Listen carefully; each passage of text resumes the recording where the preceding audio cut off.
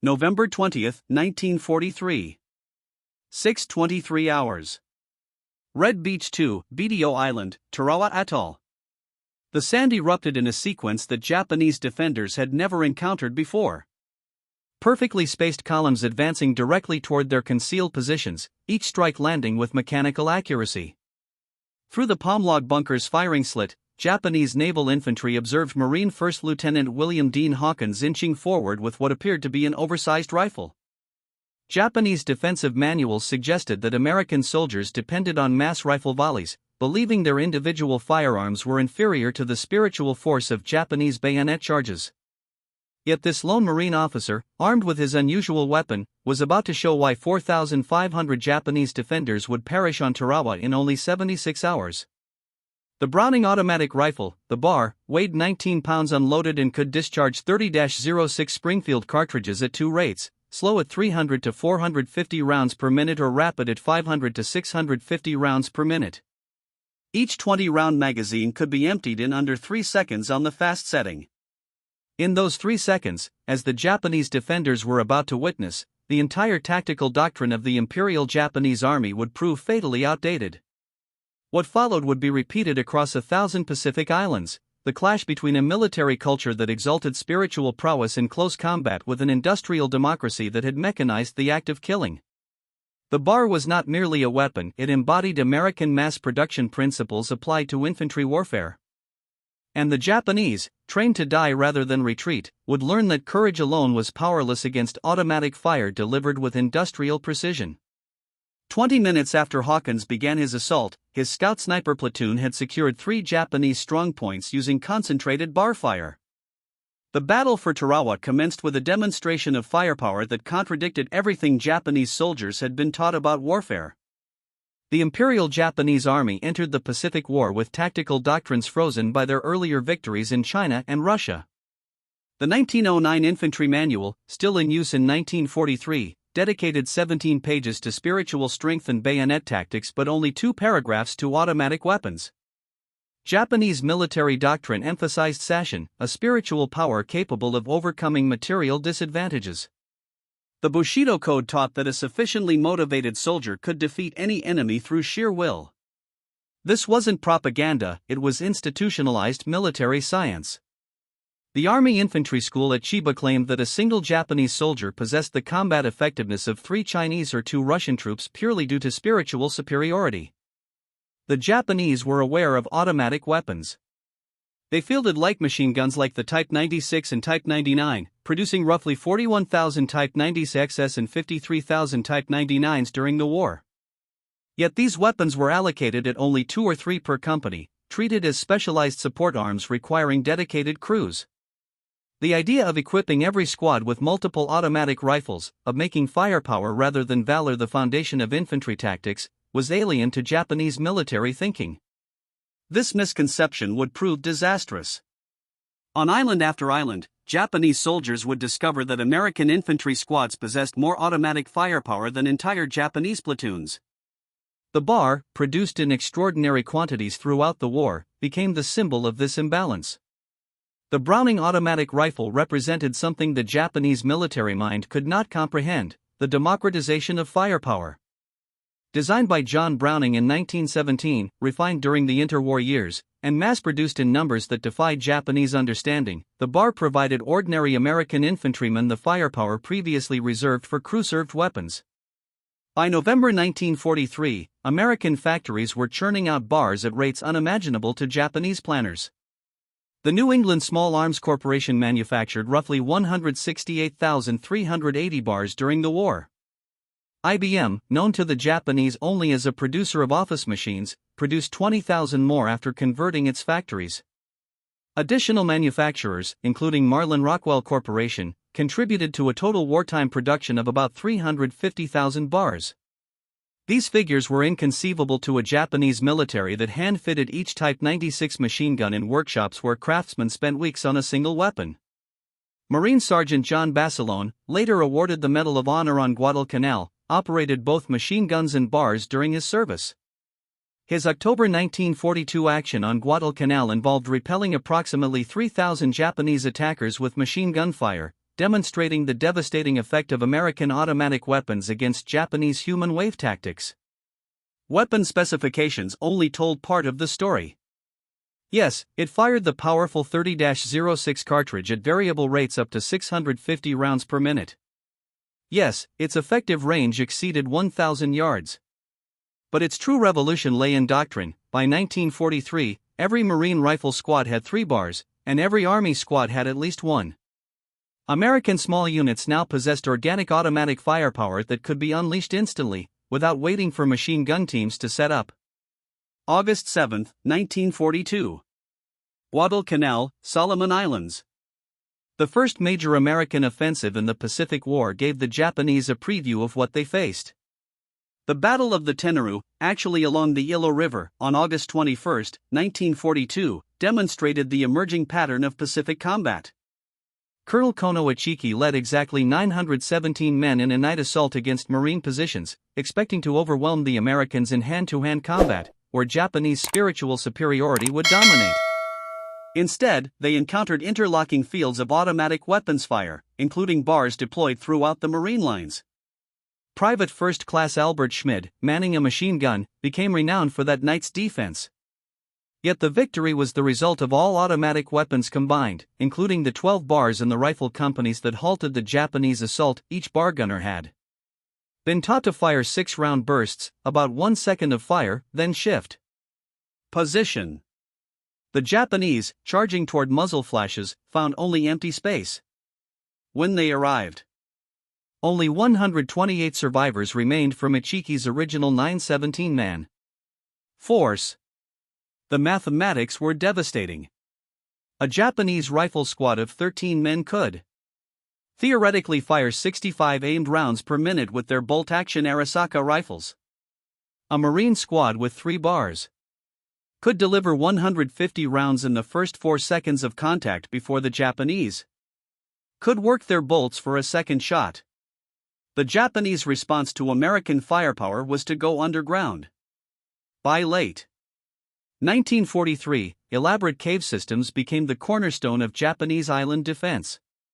These weren't simple holes, but complex underground fortresses with multiple chambers connecting tunnels and interlocking fields of fire.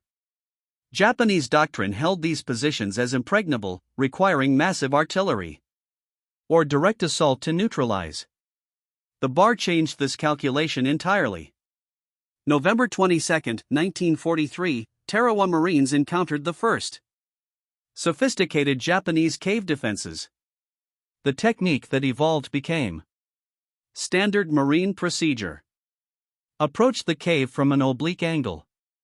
Position the bar gunner 25 yards from entrance and fire 1 full magazine into the cave opening. In a figure 8 pattern, maintaining continuous fire.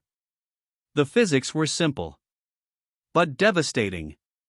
The 30-06 round fired by the bar maintained lethal velocity through multiple ricochets in enclosed spaces.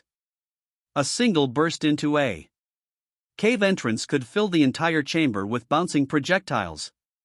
Marines discovered that a 20-round magazine fired into a cave would create what they called a hornet's nest effect.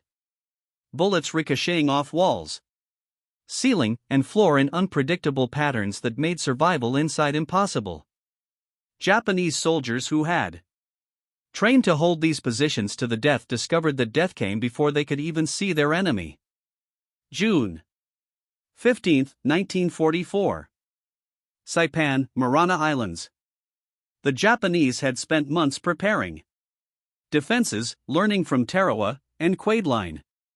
Lieutenant General Yoshitsugu Saito commanded approximately 31,000 defenders in positions considered impregnable. They had studied American tactics, prepared for everything except the sheer weight of automatic firepower the Americans would bring. By Saipan, Marine doctrine had evolved to maximize bar employment. Each rifle company had been reorganized to center around bar teams.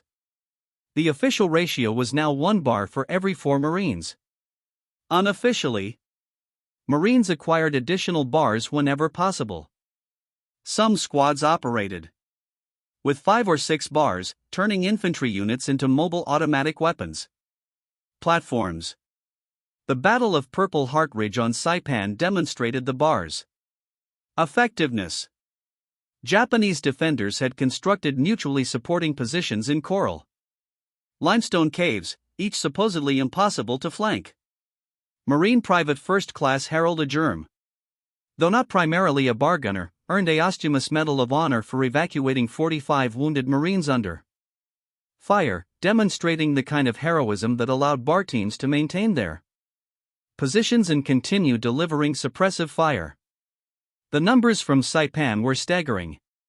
The 2nd Marine Division alone fired 8.7 million rounds of 30-6 ammunition in 3 weeks, much of it through bar ARS and machine guns.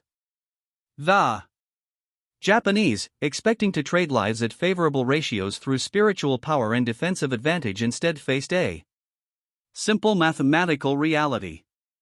American industrial production could provide more bullets than Japan could provide soldiers. The impact of the bar extended beyond physical casualties to psychological destruction of Japanese military confidence. The sound itself became a weapon. The BR's distinctive rapid thudding, different from machine guns, meant that automatic firepower was close, mobile, and hunting. Veterans described the psychological impact of hearing multiple bars opening up simultaneously, a rolling thunder that announced the presence of overwhelming firepower. The bar's psychological impact was multiplied by American fire discipline. Marine training emphasized short controlled bursts that maximized accuracy and ammunition conservation. Japanese soldiers expecting wild, wasteful American firing instead encountered precise, measured killing. Each burst meant casualties, not just suppression. By mid-1944, captured Japanese documents revealed that their soldiers were being instructed to identify and prioritize killing bar gunners, recognizing these weapons as the backbone of American small unit tactics. But identifying bar gunners in combat proved nearly impossible. The weapons moved constantly, and every Marine squad had multiple automatic rifles. February 19, 1945, Uema. The Japanese had now faced American firepower for 3 years. General Tadamaki Korebayashi, commanding approximately 21,000 defenders, had studied every previous battle, adapted every possible counter-tactic. His defense in-depth strategy with interconnected tunnels extending 11 miles underground represented the ultimate evolution of Japanese cave warfare. Yet, the bar had evolved, too. Marines now employed specialized bar tactics developed through bitter experience. Bar up front became standard doctrine. The automatic rifleman led advances, suppressing positions while riflemen maneuvered. The weapon that had been primarily defensive in World War I became offensive in the Pacific. Gunnery Sergeant John Boselwon, the hero of Guadalcanal, now back in combat, was killed on Uema on February 19, 1945, the first day of the invasion. He was leading his machine gun sections forward when killed by mortar fire, having survived some of the most intense combat of the Pacific War, only to fall in the opening hours of the battle. At Uema, only 1,083 Japanese soldiers were captured from the original garrison of approximately 21,000. The rest died in place, many sealed in caves by bar fire. Marines fired an estimated 12 million rounds of small arms ammunition in 36 days. The 28th Marine Regiment alone, attacking Mount Suribachi, went through approximately 90,000 rounds of bar ammunition in 5 days. April 1, 1945, Okinawa. The final battle would demonstrate the complete supremacy of American automatic weapons. The Japanese 32nd Army, with approximately 130,000 defenders, including Okinawan conscripts, had prepared the ultimate defense. Every lesson learned, every adaptation attempted. Yet they faced not just Marines with bars, but an American military machine that had perfected the mass production and distribution of automatic firepower. By Okinawa, the U.S. military had produced over 300,000 bars. Some Army units had abandoned official organization entirely, operating with one bar for every 2 or 3 soldiers. The 96th Infantry Division reported carrying significantly more bars than their authorized allocation as soldiers. Had learned that survival meant firepower and firepower meant BRS. Colonel Hirami Yahara, senior staff officer of the Japanese 32nd Army and one of the few senior officers to survive the battle, wrote post-war accounts describing the American material superiority, though specific references to the bar in his writings cannot be verified in available translations. The Shuri Line, the main Japanese defense, fell not to massive assault, but to methodical application of firepower. Cave after cave, position after position, cleared by automatic weapons fire.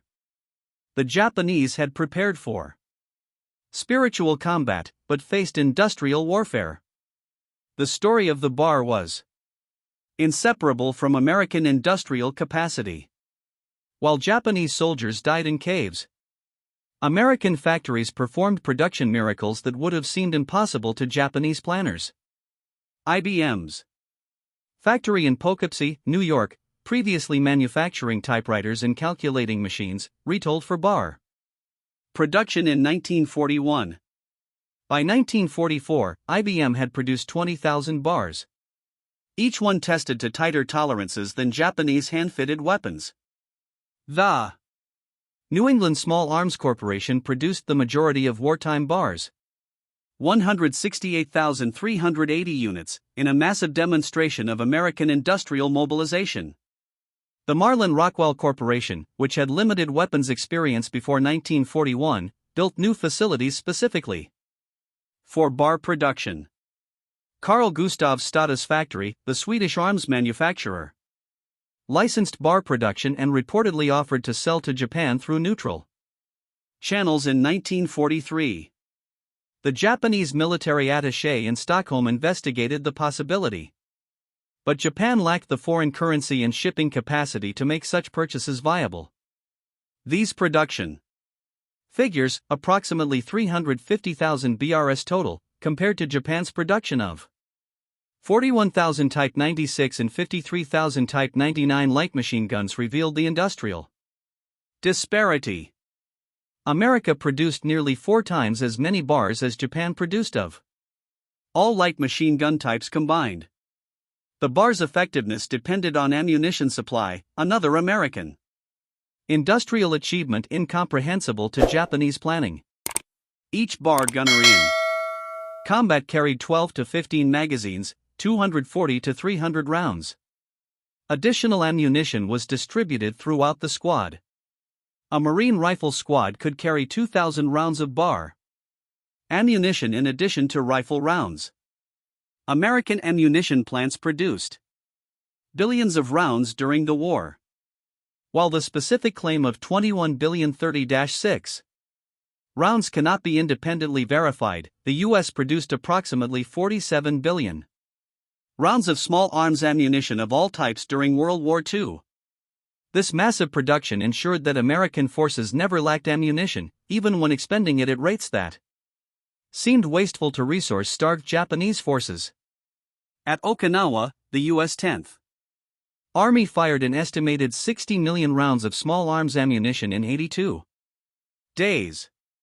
The 24th Corps alone documented firing 25 million rounds of rifle and machine gun ammunition.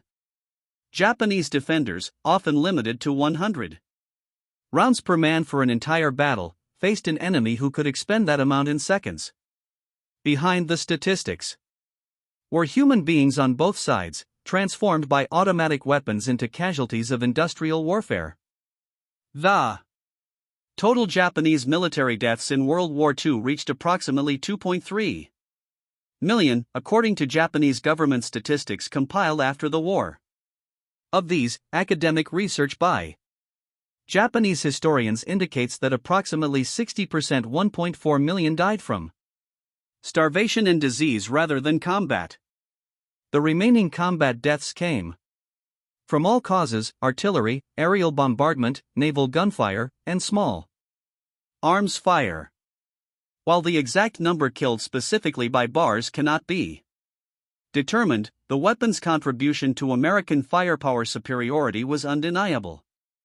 In the Pacific theater, American forces inflicted casualties at ratios sometimes exceeding 10:1, largely through superior firepower rather than numerical advantage. By mid-1944, Marines had developed standard operating procedures for cave clearing that maximized bar effectiveness. The tactical manual based on experience from Tarawa through Saipan specified systematic approaches. Position bar. Gunner at oblique angle to cave entrance. Maintain 25 yards standoff. Distance. Fire full magazine in controlled pattern. Use white phosphorus grenades to mark cleared caves and maintain continuous suppression during infantry advance. This procedure, repeated thousands of times across the Pacific, turned cave clearing from desperate close combat into mechanical process.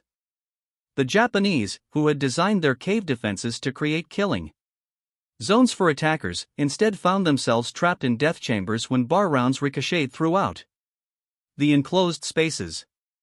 The disparity between American and Japanese automatic weapons was not just quantitative but qualitative. The bar represented decades of industrial refinement, mass production expertise, and mechanical precision that Japan could not match. The Type 96 and Type 99 Japanese light machine guns, their closest equivalents to the bar, required two-man crews, weighed more. Type 96 19.22, Type 99 21.6. With bipod and suffered from manufacturing inconsistencies. Japanese manufacturing based on craft production in small workshops could not achieve the tolerances necessary for reliable automatic weapons. Springs failed, extractors broke, and feed mechanisms jammed. The metallurgy alone told the story. BR barrels used chrome molybdenum steel, allowing sustained fire without warping. Japanese weapons used inferior steel that required careful heat treatment by skilled craftsmen, impossible to scale. For mass production, American mass production techniques produced better weapons faster than Japanese craft methods produced inferior ones. The bar transformed marksmanship from individual skill to systematic application of firepower. Japanese soldiers trained in precise rifle shooting with careful aim discovered that American automatic riflemen didn't aim in any traditional sense. They walked fire onto targets, adjusting by observation of impact. This technique, impossible with bolt-action rifles, meant that concealment and camouflage, core elements of Japanese infantry tactics, became less effective.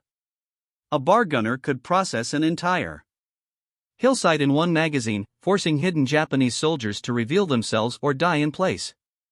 The concept of area denial through firepower rather than precision marksmanship represented a fundamental shift in infantry combat that Japanese tactical doctrine never successfully countered. The bar's effectiveness depended entirely on American logistical supremacy. Each bar in combat required a supply chain stretching back to American factories, freight trains, cargo ships, and forward supply dumps. This logistical achievement was incomprehensible to Japanese military thinking. A single Marine regiment in combat consumed approximately 40,000 of small arms ammunition weekly. This required dedicated supply ships, shore parties, ammunition carriers, and forward dumps. The Japanese, who expected Americans to exhaust their supplies after initial assaults, watched instead as American firepower increased over time. At Ulithi Atoll, a supply base constructed from nothing in 1944, American logistics troops handled massive quantities of ammunition daily. Transport ships made continuous runs from West Coast ammunition plants to Pacific supply bases. The infrastructure required to maintain this flow, ports, ships, handling equipment, storage facilities represented an investment beyond Japan's entire military budget. The bar represented more than technological superiority. It embodied a fundamentally different conception of warfare. Japanese military culture rooted in samurai tradition valued individual combat, personal honor, and spiritual power. American military culture rooted in industrial democracy valued firepower, efficiency, and mechanical advantage. This cultural difference extended to the treatment of weapons themselves. Japanese soldiers treated their rifles as sacred objects, extensions of the emperor's will, maintained with religious devotion. American Marines treated BRS as tools, reliable, replaceable, disposable if necessary. When BRS malfunctioned, Marines simply drew new ones from supply. When Japanese weapons failed, soldiers often died trying to repair them under fire. American bar training reflected industrial thinking applied to military education. At Camp Pendleton and Fort Benning, Marines and soldiers learned bar employment through repetitive drill, standardized procedures, and production line training methods. Each Marine fired more ammunition in training than Japanese soldiers saw in their entire service. The standard bar training course required each Marine to fire at least 2,000 rounds in various drills.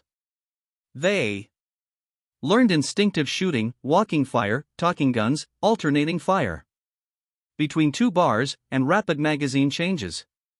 By graduation, a Marine could change magazines in under 3 seconds, clear jams by field, and maintain accurate fire while moving. This training investment, thousands of rounds per Marine, hundreds of hours of instruction, was possible only because of American industrial capacity. Japan, chronically short of ammunition, even for combat, could never provide such extensive training.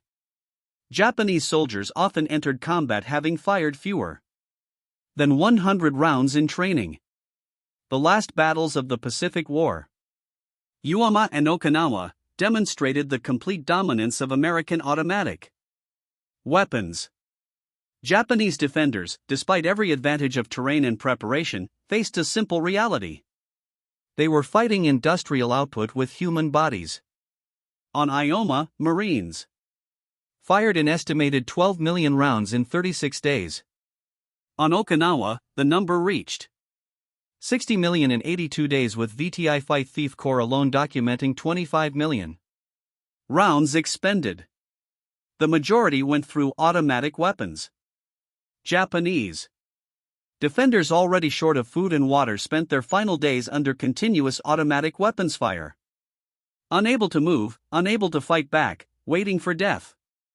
The statistics from these final battles revealed the truth about modern industrial warfare. Every Japanese defender faced hundreds of bullets, the output of an entire rifle company in traditional warfare, delivered by industrial logistics and automatic weapons. The atomic bombs that ended the war have overshadowed the conventional firepower revolution that preceded them. Yet the conventional superiority demonstrated by weapons like the bar had already shown that Japan faced inevitable defeat. The atomic bombs killed approximately 200,000 Japanese. But conventional weapons, including automatic rifles, had already killed far more throughout the Pacific Campaign. Admiral Suemu Toyota, Navy Chief of Staff, recognized at the final Imperial conferences that American conventional superiority alone guaranteed Japan's defeat. The atomic bombs accelerated surrender, but didn't change the fundamental equation. Japan could not match American industrial production of weapons and ammunition. Japanese military officers studying in America after the war discovered the true scale of American production. Official records showed approximately 350,000 bars manufactured during the war, nearly 4 times Japan's total production of all light machine gun types. Each bar cost approximately $75. to manufacture in 1944. Japanese Type 96 machine guns cost significantly more in materials and labor while delivering inferior performance. Visiting American factories. In the 1950s, Japanese industrial delegations observed production techniques that explained their defeat. Assembly lines, standardized parts, quality control procedures, all the elements that had produced superior weapons in vast quantities, while Japan struggled to hand-build inferior alternatives. Military historians have concluded that the bar, along with other automatic weapons, demonstrated the futility of Japanese resistance tactics. The weapon proved that in modern warfare, industrial capacity trumps warrior spirit, that production capability determines military capability, and that no amount of courage can overcome massive firepower disparity. Dr. Edward Dreer, historian of the Pacific War, noted that American automatic weapons fundamentally changed the nature of infantry combat in the Pacific. The Japanese never developed effective counter-tactics because the problem wasn't tactical. It was industrial. They faced an enemy who could equip every squad with automatic weapons, supply unlimited ammunition, and replace losses immediately. The statistics support this assessment.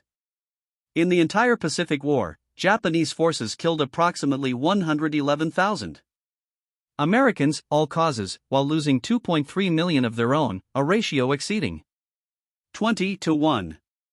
While many factors contributed to this disparity, American automatic weapons superiority played a crucial role. The bar's impact extended far beyond military defeat to transform Japanese society itself. The weapon that destroyed Japanese militarism also demonstrated the power of industrial democracy. Post-war Japan embraced the very values the BA represented: industrial efficiency, technological innovation, mass production excellence. Japanese companies founded after the war by veterans who had witnessed American industrial might. Honda, Toyota, Sony applied lessons learned from observing American production superiority. They understood that national power came not from military conquest but from industrial capacity. Japan's economic miracle was built partly on lessons learned from witnessing American industrial warfare. When the newly formed Japanese Self-Defense Forces received military aid from America in the 1950s, they were equipped with American weapons including BRS. Approximately 10,000 were provided through military assistance programs. Japanese soldiers now trained with the very weapons that had defeated their predecessors. An ironic culmination of the transformation from militarism to alliance with industrial democracy. In later decades, American and Japanese veterans met at various Pacific battlefields for reconciliation ceremonies. At these meetings, former enemies discussed their experiences with remarkable candor. American bar gunners and Japanese infantry survivors shared their perspectives on the weapon that had defined their combat experience. These reconciliation meetings revealed a shared understanding. Both sides had been caught in forces beyond their control. The American Marines with their BRS had been instruments of industrial democracy, while Japanese soldiers had been servants of military feudalism. The collision between these systems had produced tragedy on a massive scale, but also transformation. At a 1995 ceremony on Uema, marking the 50th anniversary of the battle, American and Japanese veterans placed wreaths together at memorials. They recognized that the weapons that had killed so many had also ultimately ended a war and transformed a nation. The bar had been an instrument of destruction, but also of liberation from militarism. The final accounting of the bar's impact on the Pacific War reveals the scale of industrial warfare. Production comparison. Bars manufactured: approximately 350,000. Japanese Type 96 LMGs approximately 41,000 Japanese Type 99 LMGs approximately. 53,000 American Advantage 3.7 to 1 ratio. Combat statistics. Tarawa 3 million rounds fired in 76 hours. Saipan 15 million rounds in 3 weeks. Uoma 12 million rounds in 36 days. Okinawa 60 million rounds in 82 days. Casualty ratios overall Pacific Theater approximately 20 to 1 Japanese to American deaths. Japanese military deaths 2.3 million total deaths from starvation. Disease 1.4 million 60%. Combat deaths from all causes approximately 900,000. These numbers tell a story of industrial asymmetry that no amount of courage could overcome. America could lose 10 bars for every Japanese automatic weapon and still maintain superiority. They could fire hundreds of bullets for every one Japan possessed. They could equip every squad with firepower Japan couldn't give to companies. The bar forced fundamental changes in military thinking that went far beyond the Pacific War. The weapon proved that portable automatic firepower distributed at squad level was more effective than concentrated machine gun positions. This lesson learned through the destruction of Japanese forces would shape military doctrine worldwide. The Soviet Union. Observing American success accelerated development of assault rifles. The AK-47, designed shortly after the war, was explicitly intended to give every soldier automatic firepower. China, studying Japanese defeats, restructured its military around automatic weapons. Even Japan's self-defense forces, when established, made automatic weapons the foundation of infantry tactics. The transformation was complete. Warfare had evolved from individual marksmanship to industrial firepower, from warrior prowess to production capacity, from spiritual power to mechanical advantage. The bar had been the instrument that taught this lesson in the Pacific, written in the blood of Japanese soldiers who discovered that courage alone could not defeat American industrial might. General Tomoyuki Yamashita, executed for war crimes in 1946, had commanded Japanese forces in both spectacular victories and crushing defeats. His experience encompassed the entire arc of Japanese military fortunes, from the triumph at Singapore to the destruction in the Philippines. Before his execution, he reflected on the nature of Japan's defeat, recognizing that Japan had fundamentally misunderstood the nature of modern warfare. The same recognition came to other Japanese commanders who survived. They understood that the bar and weapons like it represented not just superior firepower, but a superior system, industrial democracy's ability to mass-produce the tools of war while maintaining quality and innovation. Japan had brought warrior tradition to an industrial conflict with predictable results. Captain Mitsuo Fuida, who led the Pearl Harbor attack and survived the war to become a Christian evangelist, later reflected on the nature of American power. He recognized that weapons like the bar demonstrated American strength not through individual superiority, but through systematic application of industrial capacity to warfare. Every bar was a product of American factories, American logistics, American training systems. An entire society mobilized for industrial warfare. Today, in military museums across Japan, American weapons from World War II are displayed as historical artifacts. These displays often include the bar, recognizing its role in the Pacific War. Japanese visitors, especially younger generations, study these weapons to understand how their nation's militaristic past was defeated by industrial democracy. The lessons are clear. National strength in the modern era comes not from warrior spirit, but from industrial capacity, not from willingness to die, but from ability to produce, not from individual courage, but from systematic organization. The bar taught these lessons to Japanese soldiers who had no choice but to learn them in combat, where the price of education was paid in blood. The transformation of Japan from militaristic empire to peaceful economic power was built partly on lessons learned from facing American automatic weapons.